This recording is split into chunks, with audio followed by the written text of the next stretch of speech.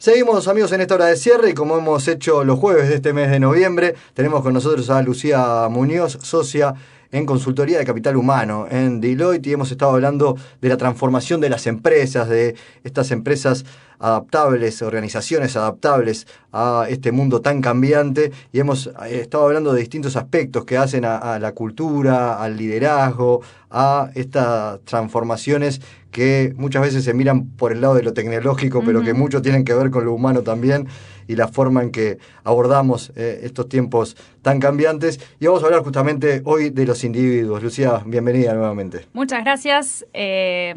Un placer estar nuevamente, esta vez para hacer la última charla de este ciclo. Y hoy enfocarnos en el último nivel de esto de organización adaptable, organización del futuro, que es en relación a los individuos y cómo generar una experiencia en el colaborador. A ver, ¿de qué hablamos cuando hablamos de colaborador? ¿De qué hablamos cuando hablamos de colaborador? Estamos hablando de cada una de las personas que integran la organización. No importa el nivel, no importa el lugar, el área de la organización, y tampoco importa el tipo de contratación que tengan, ¿no? Hablamos de aquellos que están todos los días yendo a trabajar, hablamos de aquellos que son más proveedores y que aparecen en determinado momento. En fin, hablamos de cada una de esas personas que, como dijimos en aquellas primeras charlas, están conectando con una misión en particular para generar que la organización funcione, que la organización genere los resultados que se buscan en función de los que son sus objetivos. Y parte de la flexibilidad tiene que ver con eso, ¿no? Con que a veces algunos de esos colaboradores están dentro de la empresa y a veces están afuera. Ya estamos expertos, exactamente. Estamos expertos en organizaciones adaptables. En realidad, la organización adaptable busca no solamente conectar profundamente con aquellas personas que forman parte de mi nómina o de que están todos los días, sino con todas esas otras fuentes de colaboradores que empiezan a conectar exactamente en la organización. Y la realidad es que el gran cambio, ¿no? Y fuimos hablando del cambio de, cómo era el líder antes, cómo es ahora. Cuando hablamos de esto, el gran cambio parte de la visión que tiene la organización sobre la experiencia que tiene que generar en ese colaborador.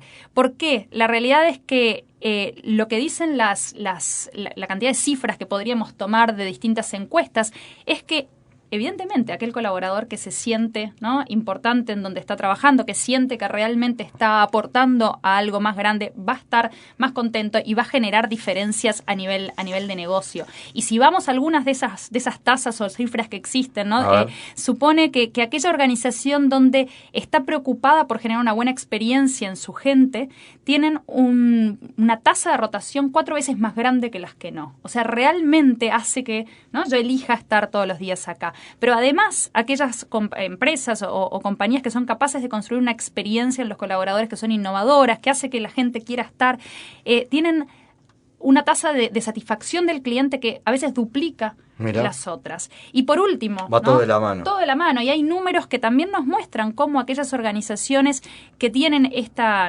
filosofía, al final del día tienen un porcentaje de crecimiento en su negocio, en sus ingresos realmente también mayor. Entonces, las cifras van mostrando, y esto es una muy buena noticia para quienes nos están escuchando desde las áreas de capital humano, de recursos humanos, de talento.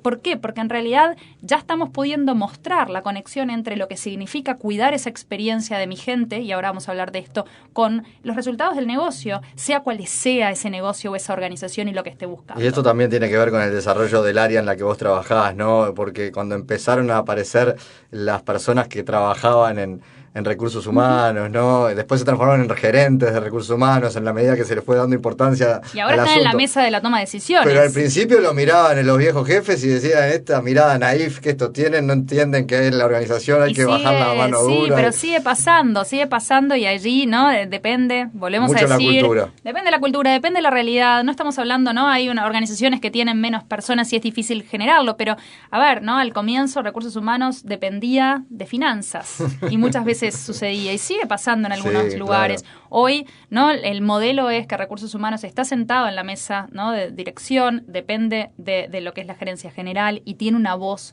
en lo que son esos objetivos del negocio y cómo generarlos, ¿no?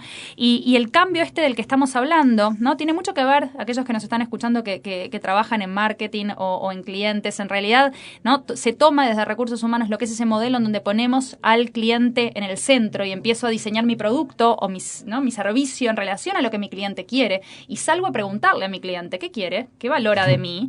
Lo mismo empieza a ser recursos humanos y se empieza a dar cuenta que tener las mismas prácticas, los mismos procesos, los mismos sistemas para todos, no necesariamente va a tener los resultados que estoy buscando. Y capaz que estoy gastando mucha energía y mucho dinero en dar beneficios o dar una experiencia a todos por igual cuando hay algunos segmentos que quieren o priorizan otra cosa. Se valora distinto. Exacto. Para ponerlo sencillo, hay...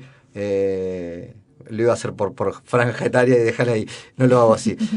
Hay un empleado mío que prefiere la fiesta de fin de año. Por ejemplo. Y hay otro que prefiere la canasta. Por ejemplo. Y hay otro que no prefiere que le dé nada a fin de año y que le dé todos los meses un poquito más. Por ejemplo, bueno, por ahí nos dicen que las dos Sí, también. Algunos que quieren las claro, dos. ¿Cómo no? Exactamente. Acá tenemos las dos, por suerte. A Por ver, ahora, Cristian. sí, pero vamos a preguntar ahí. Hay otras cosas, por ejemplo, los beneficios, ¿no? Y yo aporto determinada energía y dinero en dar, por ejemplo, un seguro de vida a todos los colaboradores por igual, porque para mí realmente eso es importante y me cuesta mucho. Ahora, cuando voy a medir la satisfacción en los beneficios que da mi organización, sistemáticamente me siento frustrado porque el esfuerzo que estoy generando no lo estoy teniendo en satisfacción. Exacto. ¿Y por qué? Porque capaz que hay, ¿no? Aquel de 22 años, 23, que acaba de entrar a la organización, que en realidad sería mucho más feliz si tiene la tarjeta prepaga, no sé si sigue existiendo, si ya eso de otras épocas, pero para el celular, sí. O no aquella cosa que le va a permitir algo más, que es muy importante para él. Más cercano. Exacto. Entonces, y de repente sí, hay en la organización un padre con 3 hijos de familia que está muy agradecido de tener ese seguro de vida, tal cual. Pero... O quiere la canasta de nacimiento. No es para todos por ejemplo, igual, exacto. ¿no? Exacto. Que claramente no le va a dar la canasta de nacimiento al chico de 22 años que ni siquiera salvo tiene que se mete en un lío. Sí. Exacto. Entonces, ¿qué empieza a hacer recursos humanos? Eso mismo que estamos hablando ahora. Empieza a evaluar y a pensar, bueno, ¿no? ¿Qué estoy haciendo? ¿Y por qué lo estoy haciendo? ¿Y cuáles son los segmentos de grupos en mi organización? ¿Cómo empiezo a entender las particularidades y empiezo a ponerlos en el centro? Y si visualizáramos una imagen antes, en el centro estaban los procesos de recursos humanos y de ahí salían, ¿no? Todos, a todo el mundo igual lo que hacía. Ahora en el centro está mi cliente y mi cliente es cada la uno persona, de los colaboradores.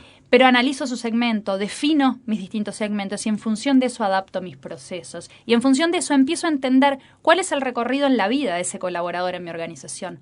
¿Dónde tengo que estar? ¿Cuál es el momento donde se juega el partido? Y tengo que estar y apoyar, ¿no? Y para que esa persona sepa que cuando pasó esto y esto en mi vida laboral, ¿no? Estuvo la organización, me apoyó y dio lo que yo de alguna manera más valoraba. Uh-huh.